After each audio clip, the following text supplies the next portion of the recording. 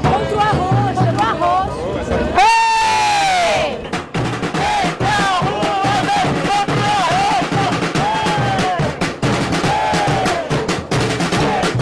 A classe trabalhadora que constrói o Brasil não vai aceitar a redução de 1 milímetro nos seus direitos.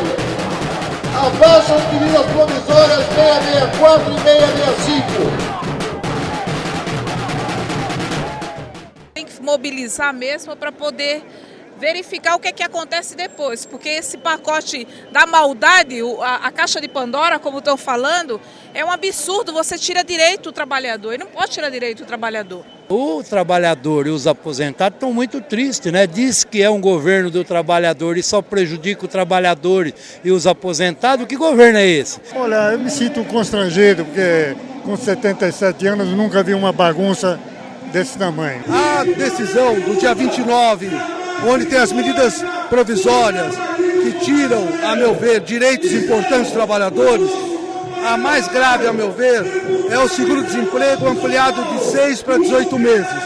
Porque é justamente nessa atividade, nesse momento, a juventude vai se sentir muito prejudicada. Seguro-desemprego era, e agora vai ter uma alteração a partir de março, de 1º de março, como ele funcionava?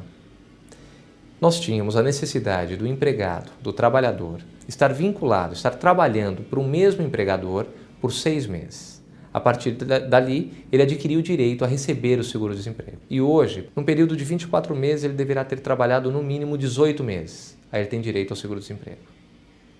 Na segunda solicitação, ele deverá ter trabalhado 12 meses num período de 18 meses. E na terceira, 6 meses. Então, a partir da terceira solicitação é que entra na regra que é a vigente atualmente. Não vamos permitir nem que vaca tussa, que boi berre, que os direitos sejam atacados. Auxílio-doença, quando nós falamos de receber da Previdência, então acidente de trabalho, doença, houve uma alteração. Anteriormente, os 15 primeiros dias era recebido, o empregado recebia do empregador pagava os 15 primeiros dias, e a partir do 16º a Previdência pagaria. A partir de agora, se houver qualquer afastamento, a Previdência paga a partir do 31º dia. O empregador também teve o seu caixa onerado, porque ele vai ter que pagar 30 dias de afastamento. Então é uma outra alteração. E aí nós vamos analisar os impactos, que provavelmente haverá também um impacto direto para o trabalhador. Por quê?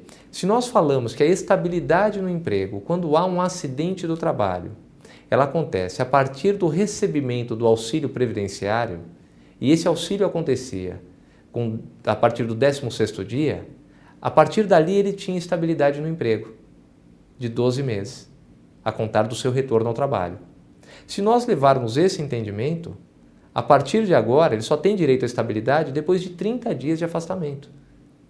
Porque a partir do 31º é que ele recebe da Previdência.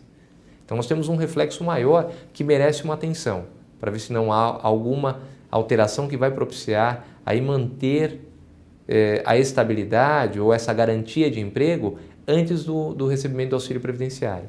A vaca tossiu, a Dilma mentiu, a vaca tossiu, a Dilma mentiu, a vaca tossiu. Já são poucos, né? Então a gente tem que permanecer, manter e não tirar. É um absurdo, né? Absurdo.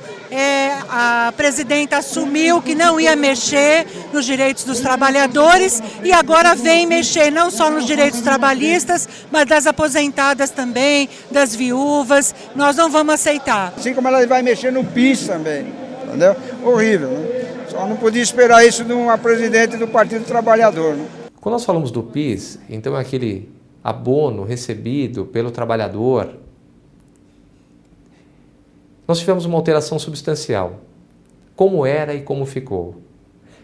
O trabalhador deveria, durante o ano, ter trabalhado 30 dias. E aí ele receberia o valor integral do PIS. Atualmente, com essa alteração, ele tem que ter trabalhado 180 dias e vai receber semelhante ao que ele recebe de férias e de 13º. O que significa isso? Ele recebe proporcional ao tempo trabalhado. Então ele vai ter 1/12 por mês trabalhado. Significa que se ele trabalhou naquele período 30 dias, ele vai receber o valor dividido por 12. Uma parte de 12. Trabalhou 2 meses, duas partes de 12. Semelhante ao que acontece com o 13º salário. Então também há um prejuízo. O primeiro prejuízo é ter que trabalhar muito mais para ter o direito. E o direito não ser mais integral o direito ao recebimento do valor integral. Ele vai receber o valor proporcional. Então isso mostra que por trás dessas medidas que foram tomadas no final do ano passado, pode vir mais coisas sobre o trabalhador. Ela maltratou as nossas companheiras, né?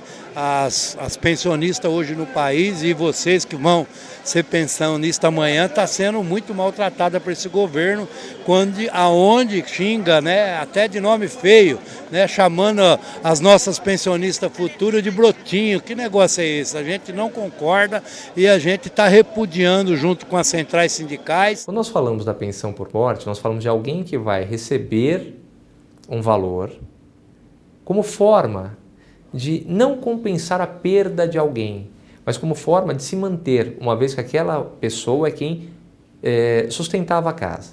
Então, morrendo o trabalhador, a sua viúva já teria direito ao recebimento da pensão por morte. Com as mudanças, essa viúva só terá direito se ela comprovar 2 situações. A primeira é que ele contribuiu por 24 meses. E a segunda, ela tem que comprovar que estava casada ou mantinha união estável por pelo menos 2 anos. Se for inferior a 2 anos, não terá direito. Há uma única exceção, acidente do trabalho. Se ele morreu trabalhando, não se observa a carência e nem a condição do casamento ou da união estável ser de pelo menos 2 anos. Anteriormente, se recebia 100% da pensão. Agora, tem mais uma mudança. A viúva recebe 50% e cada filho, né, cada dependente dele recebe mais 10% até o teto de 100. Então é uma outra alteração. E aí, esses dependentes vão ficando maiores de idade, vão perdendo a pensão, ela vai reduzindo. Outra alteração, não terá direito à pensão vitalícia. Quem recebe a pensão por morte só receberá vitalício se tiver mais de 44 anos, a partir de 44 anos. Se for inferior, nós teremos uma tabela, recebe um período e depois perde o direito. E aí você vai falar, bom, esse período está ligado ao quê? A expectativa de vida dessa pessoa. O problema não é a Dilma, o problema são as forças políticas que compõem esse governo. Aliás, uma das grandes críticas hoje da militância do PT é essa, que a direção política do governo, que é uma composição de força, é um governo policlassista, vamos dizer assim, é uma composição de classe, e o governo não está escutando a voz dos trabalhadores dos movimentos sociais que elegeram esse governo, né? Que no segundo turno a campanha dividiu o Brasil e colocou de um lado as forças populares, de outro lado os banqueiros, de outro lado as forças do mercado financeiro, do rentismo. E o governo não pode deixar de fazer esse enfrentamento, sob pena de ficar em frangalhos e começar a ter desemprego, levar o país à recessão. O governo precisa dar voz às forças populares e sociais que o elegeram. Vamos manifestar, é a força